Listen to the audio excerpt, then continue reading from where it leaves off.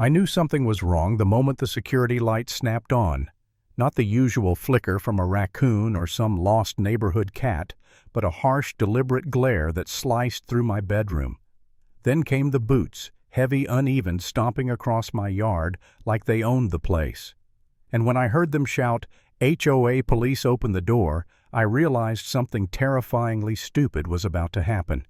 They didn't know they were raiding the home of a retired federal sheriff, and they had just made the biggest mistake of their lives. I watched from my dark window as grown adults in cheap Navy shirts and plastic badges stormed my property like they were taking down a cartel. One kicked over my flower bed. Another smacked the siding with a baton. Someone else took pictures like they were collecting evidence for a movie scene. They didn't know me. They didn't know my past. They didn't know how real law works. They only knew the power they invented inside their own heads, and they were high on it. But I'm getting ahead of myself. None of this started overnight.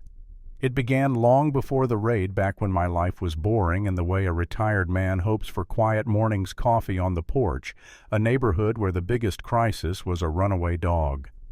Then came the newcomers, the ones who thought our old community needed modernizing.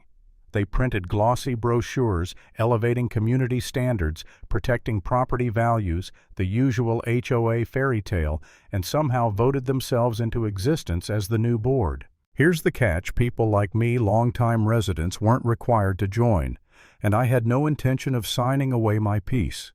So when the letters came, gentle reminders at first, then increasingly aggressive warnings, I tossed every single one into the trash. I thought that would be enough. I'd dealt with real criminals in my life.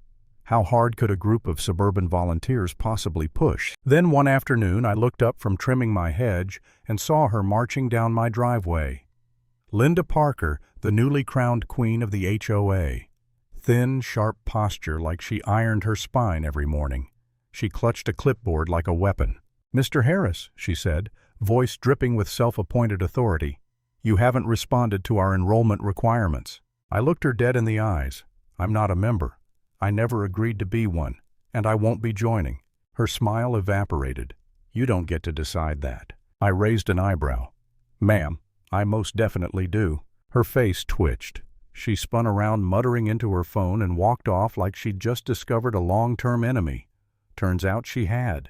Within days, violations started piling up on my doorstep. Bird feeder unauthorized, grass too tall, grass too short, mailbox non-compliant, holiday lights out of season, trash bins not aligned with the curb at the proper angle. I ignored every single one.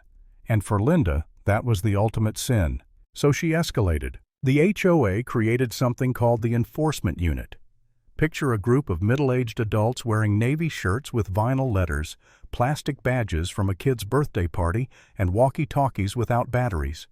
They strutted through the neighborhood like wannabe commandos. They knocked, shouted, patrolled, took pictures, and left bogus warnings under my doormat. More than once I found them standing on my lawn staring at my house like they expected it to confess. It was ridiculous, harmless at first, until they started showing up after dark. One night, 2 golf carts with reflective tape rolled to a stop outside my house like miniature patrol cars. 3 officers climbed out with flashlights. One, a heavy-set man with a baseball cap labeled Chief, barked, "You're in violation of HOA order." "I'm not in your HOA," I cut in. "Everyone must follow our standards," he insisted. "No," I said, "only the people who signed your contract." He puffed up like a frustrated rooster and threatened to escalate. I told him to have a good night. He told me I'd regret it. Weeks passed, and their harassment got bolder. Midnight surveillance doorbell pounding, yelling into the dark like they had jurisdiction. But I'd faced cartel leaders, fugitives, and fully armed criminals. These people were amateurs playing dress-up. But then came the night that changed everything. The night they raided my home. It started with those heavy boots and those stupid shouted orders. I watched them vandalize my property, my siding, my garden, my window, while recording themselves like triumphant warriors. And the whole time my security cameras captured every angle in full HD. When they finally left, chest puffed like victorious soldiers, I didn't clean up. I prepared a case. The next morning, sunlight revealed the mess they left behind.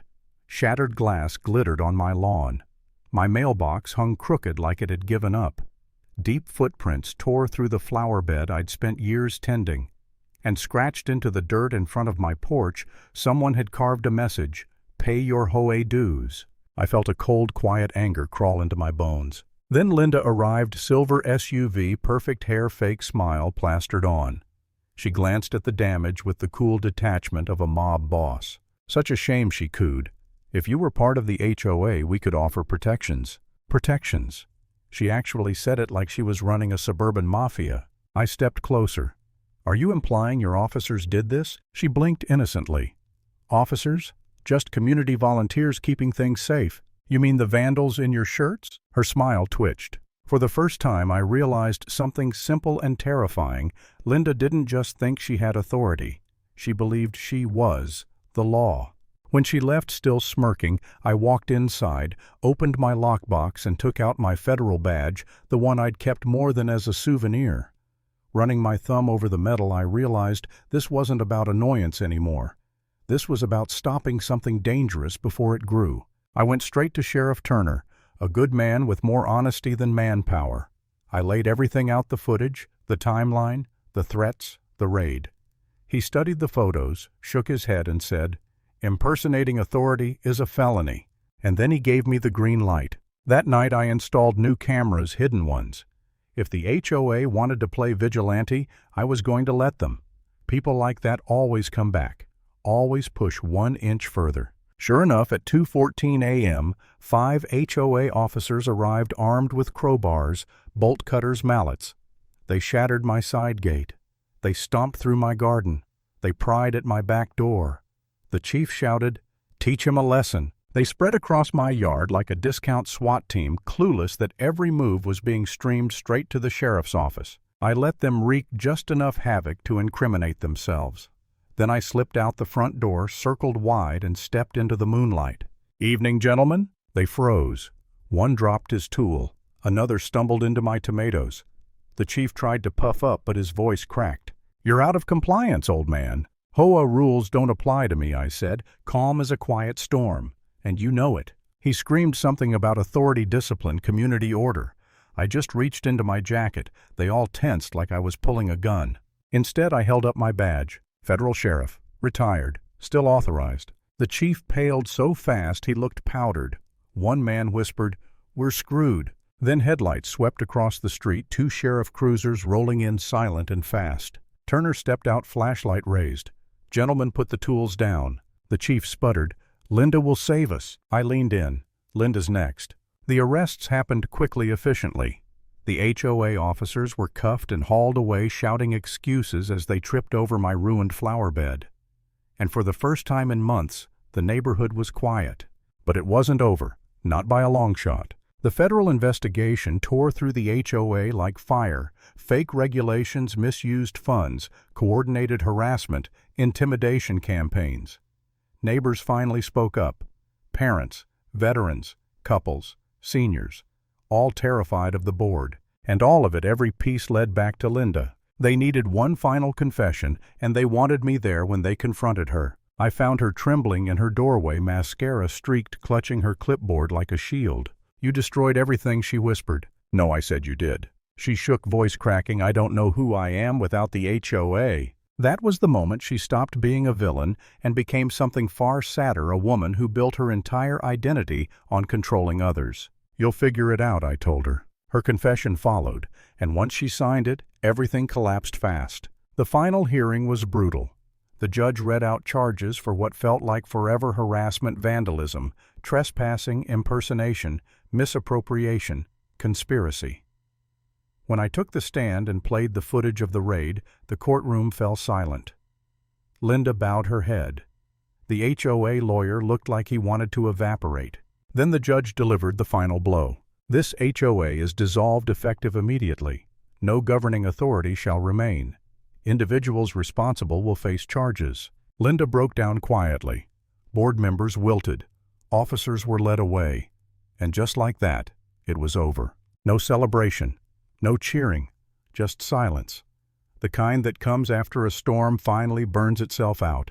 And as I stepped out of the courthouse feeling the weight lift from my shoulders, one thought settled in my mind, steady and simple. Power means nothing when it isn't real, and fear only wins if you let it.